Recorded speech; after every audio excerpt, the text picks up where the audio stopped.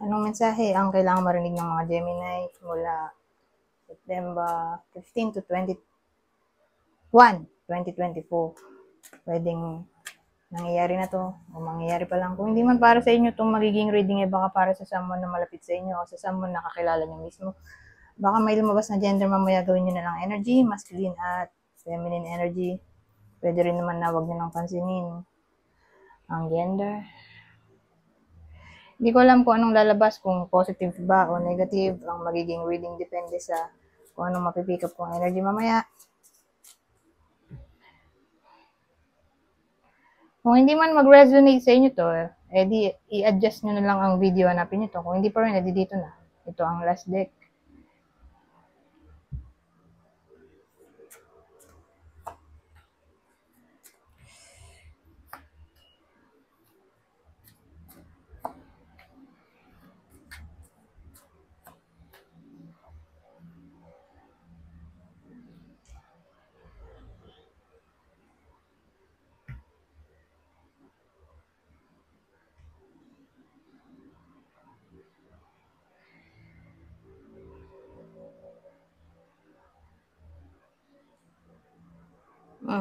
So ano to? May bida tayo dito, babae. Yung bida babae, nanay na siguro. Kunin nyo lang yung description na sa tingin nyo ay fit sa sitwasyon nyo.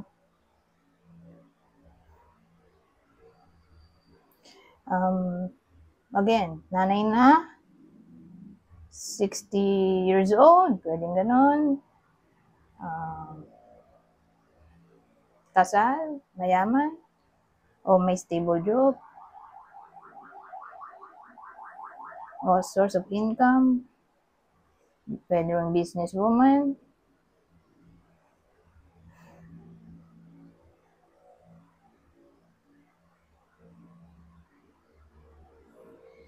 So, yung nanay na yon,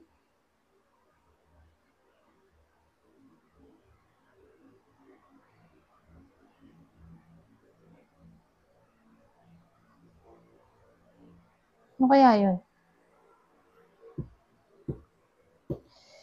Para bang nagka-problema sila in the past o sa present.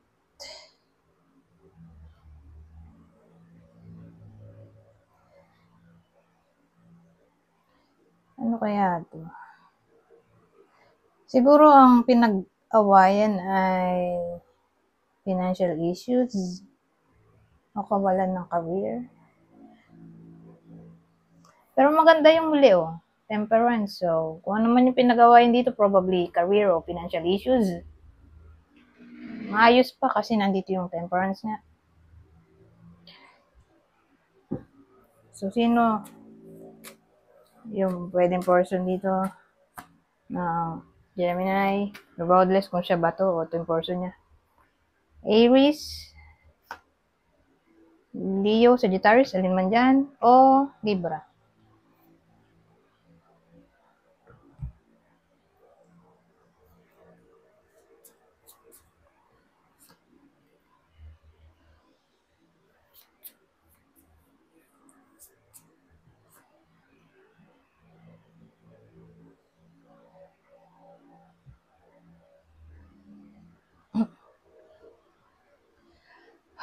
So, ano naman to?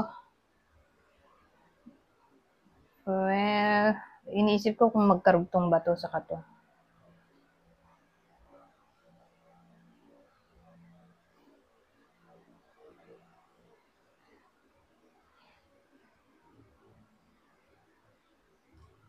Kasi kung magkarugtong to,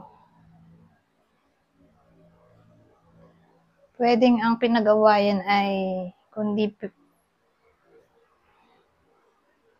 utang, career. Sasama na rin yung ibang mga tao dito. Babae.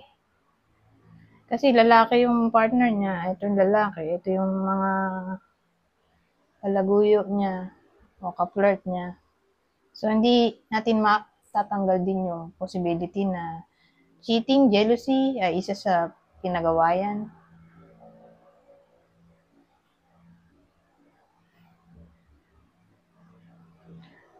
Ngayon, sabihin natin tatama lang to kung nangyari na. Pero kung hindi pa nangyayari, ito lang. Ito lang yung sasabihin ko. Hindi pa nangyayari. Loyal naman yung lalaki dito. O babae. Yung pwede kayo ito person. Kasi ito yung tukso. Sabi natin ito yung tukso. Ito magiging in control. So, ibig sabihin, lalayuan niya yung tukso. So, tingnan natin kung sino yung tatamaan ng reading na to. Sino yung person niya. Person ng Gemini. So, pwedeng kayo ito mismo o ito yung person niya. Nalalayo nga sa tukso. Kung hindi pa nangyayari, okay? Doon siya tatama sa hindi pa nangyayari. May aaligid dito.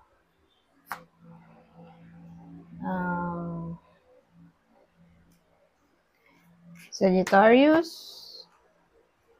Libra ulit. Yung partner, Sagittarius, Libra. Pero Libra ulit. Pero kung babae yung Libra na partner, doon siya tatama. Sabihin natin, hindi siya matutokso sa iba. Pero kung lalaki, yung partner na Libra, siya yung nag-cheat dito eh. Yung partner nito.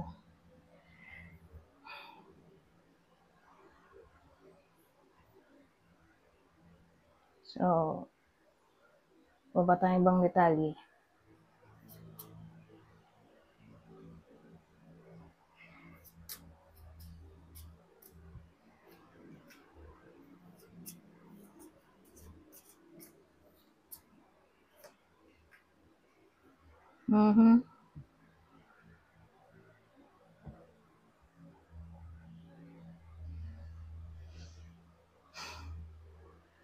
So, ano to?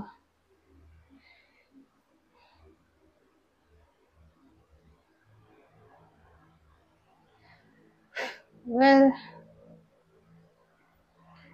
yung iba sa inyo, may obsession eh.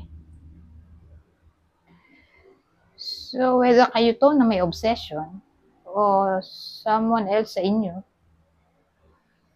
halimbawa, alam nyo sa sarili nyo, obsessed sa inyo yung ex nyo o yung may nandiligaw sa inyo, halimbawa lang. Kung alam nyo sa sarili nyo, meron kayong kilala na ganun, obsessed sa inyo, eh titigil na yon. Lalo na kung ayaw nyo. Ayaw nyo sa taong yun. Ex o nandiligaw na hindi nyo type. Titigil na siya. Hindi na siya mag-e-effort. Ngayon, kung kayo naman yun, kayo yung obsessed dito sa ex nyo o sa crush nyo, pero unrequited love yung nangyari. Kayo yung nag-i-spy. So, kung ganun yung nangyayari o mangyayari, nag-i-spy kayo, titigil na kayo sa obsession nyo. Siguro magkakaroon na ng clarity na kailangan na mag-move on.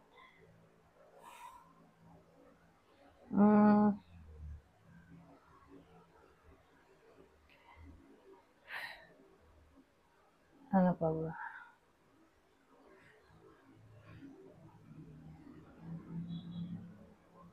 Siguro magkakaroon ng lakas yung iba sa inyo na mag-start ng something new. Pwede rin. Sa buhay nila.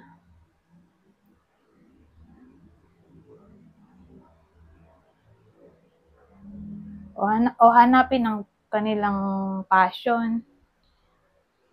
Anyways, kukuha lang ko dito ng 3. Okay, babasahin ko na lang.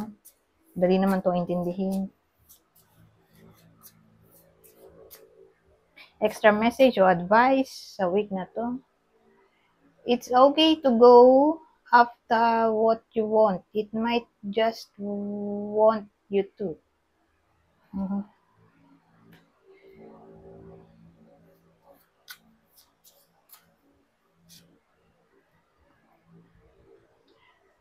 When in doubt, ask for guidance.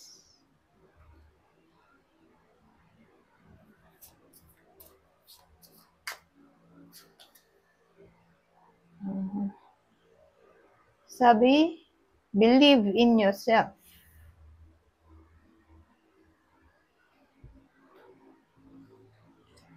Anyways, hanggang dito na lang. Goodbye for now.